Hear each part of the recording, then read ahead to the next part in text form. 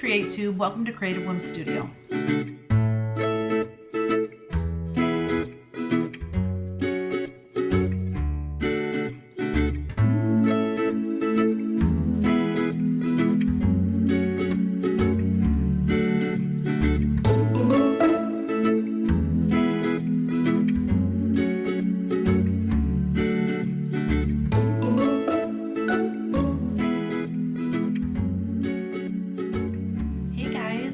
Back for my second CreateTube. I have yet to see any other artists do this, but I'm really hoping that this catches on because I think it's a great way to keep in touch with, you know, people that enjoy your art.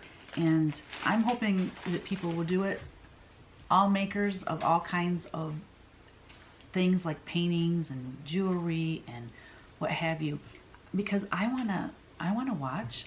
I want to see your studio and I want to see what you're making. So I hope it catches on someday. Just not much going on around here other than just working. You know, being that I work at home, we have kept very busy. My husband is laid off and he's kind of taken over my pattern business, and that's allowing me to focus more on my art business, which, thank you Jesus, I'm really enjoying it. So any announcements this week? Let's see. And What You Paintin' Wednesday went without a hitch. I'm still working on a painting. I'll show you that later. But What You Paintin' Wednesdays is my friend Kristen and I paint together through Zoom on Facebook. And she's in Tennessee. I'm here in Michigan. And we start at 8 p.m. Eastern Standard Time. And we just paint together for about an hour and a half. She wasn't on last week, so it was just me. And it was like, I think I was on there till 10, and I really kept wanting to work. I didn't want to stop. You know, it's hard when you started painting. You want to keep working on it. That's pretty much it for... No, I have one more announcement. I signed a licensing agreement with iCanvas a while back, and my page at iCanvas is live now. So I'll have a link in the description box below if you want to go check that out. That was really exciting, and some of the paintings that are on there are of, you know, some of our pets that we've had, and so that was really neat to see our puppies on the big screen, so to speak. Okay, so my whips. I'm still working on the eagle, y'all. I got this side finished with the words. It says, "Those who deny freedom to others deserve it not for themselves." Abraham Lincoln quote. Well, what happened was when I traced this on, I spelled freedom wrong. So then I painted over it and I went to put it back in and I just didn't have enough room. So I've got to, I don't know, either redo this whole line or make the letters smaller for freedom. But I will have this done by the time I do my next CreateTube. And then my finishes, I have... This was the first project for CW Live.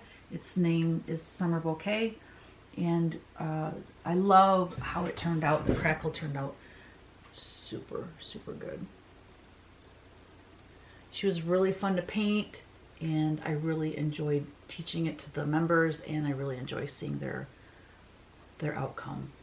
Their finished paintings are so pretty.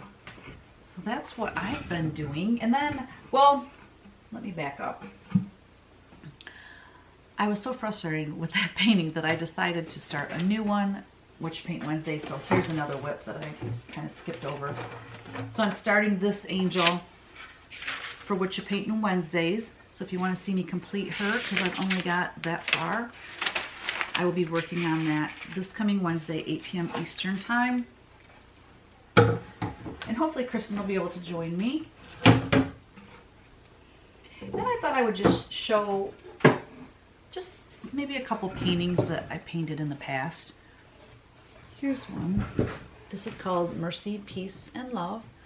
And I painted this over some scrapbook papers. You can see the stars, those blue stars. That's actually paper that when I sanded the paint off, the paper showed through. So that's one of the things I love to do, is paint over scrapbook paper. And I'm going to be teaching that in CW Live starting this coming Tuesday. Another one I wanted to show you is, this is a line of girls that I call Whimsy Chicks. And this one doesn't have it on it, but most of them have inspiring quotes and sayings that I've created. And the whole Whimsy Chick line, the purpose is to inspire and uplift and encourage young girls to do the best they can, to be the best they can, to, you know, be courageous in this world. So anyways, this is just one example of a Whimsy Chick. This was painted in acrylic paint. I have a lot of them painted in watercolors.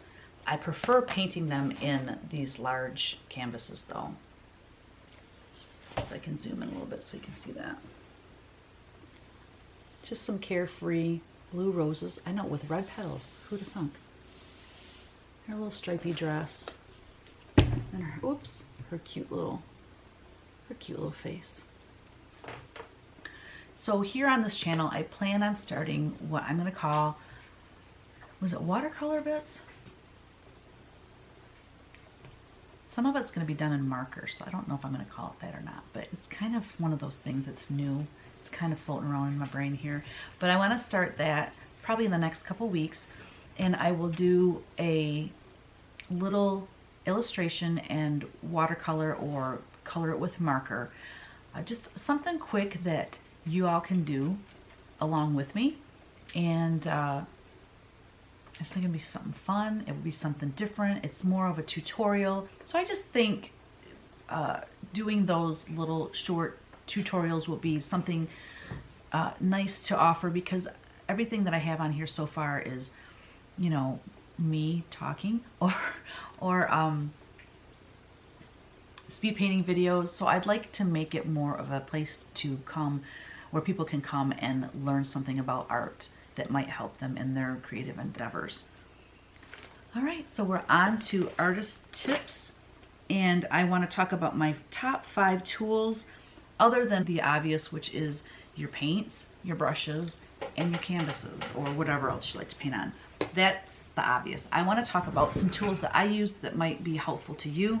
So the first one I have here is the proportion scale.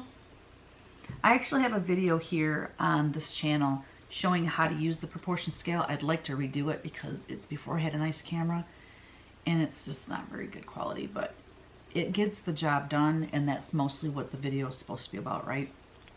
So basically you put in the measurement of how big your painting is now, or how big your sketch is now, and then you turn it to how big you want it to be, how much you want to enlarge it, what size you want to enlarge it to, and then it will tell you the percentage that you have to enlarge it on your copy machine.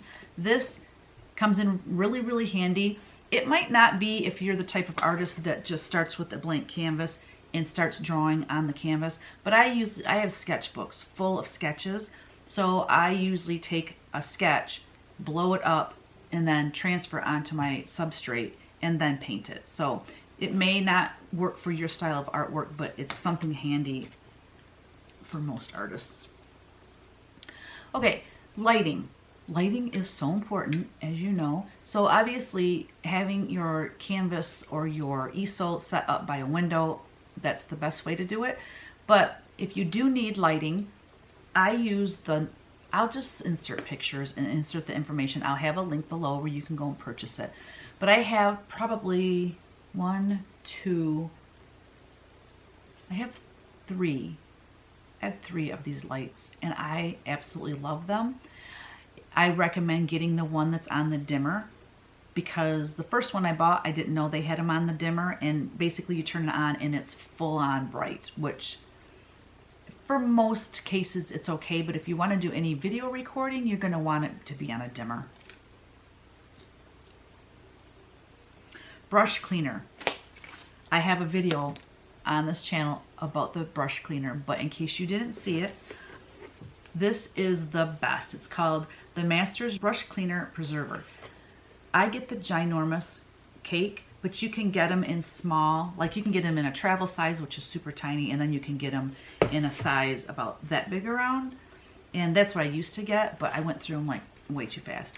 So no matter what kind of paint you use, yeah, it cleans stains and varnishes.